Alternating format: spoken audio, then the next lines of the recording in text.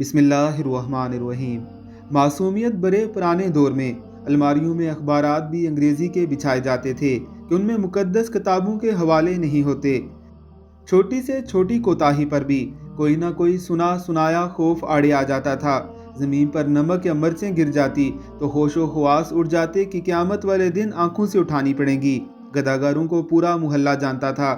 گھروں میں ان کے لیے خصوصی طور پر کھلے پیسے رکھے جاتے تھے۔ محلے کا ڈاکٹر ایک ہی سرنج سے ایک دن میں 50 مریضوں کو ٹیکے لگاتا تھا، لیکن مجال ہے کسی کو کوئی انفیکشن ہو جائے۔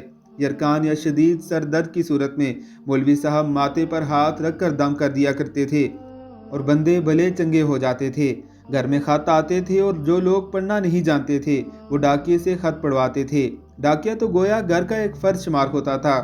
خط لکھ بھی دیتا تھا، پڑھ بھی دیتا تھا اور لسی پانی پی کر سائیکل پر یہ جا وہ جا۔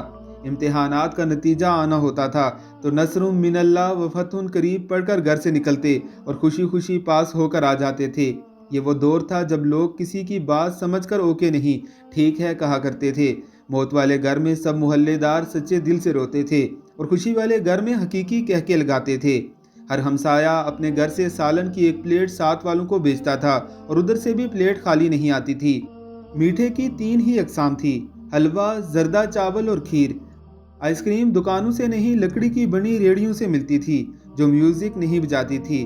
گلی گلی میں سائیکل کے میکینک موجود تھے، جہاں کوئی نہ کوئی محلے دار قمیض کا کونا منہ میں دبائے پمپ سے سائیکل میں ہوا بھرتا ہوا نظر آتا تھا۔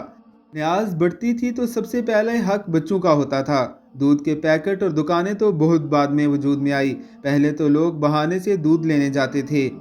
گفتگو ہی گفتگو تھی، باتیں ہی باتیں تھی، وقت ہی وقت تھا۔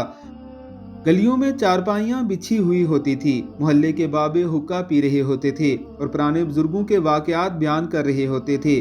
جن گھروں میں ٹی وی آ چکا تھا انہوں نے اپنے دروازے محلے کے بچوں کے لیے ہمیشہ کھلے رکھے۔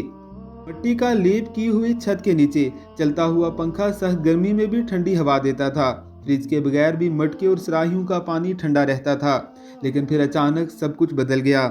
ہم قدیم سے جدید ہو گئے۔ اب باورچی خانے سیڑھیوں کے نیچے نہیں ہوتے، کھانا بیٹھ کر نہیں پکایا جاتا، دسترخوان شاید ہی کوئی استعمال کرتا ہو۔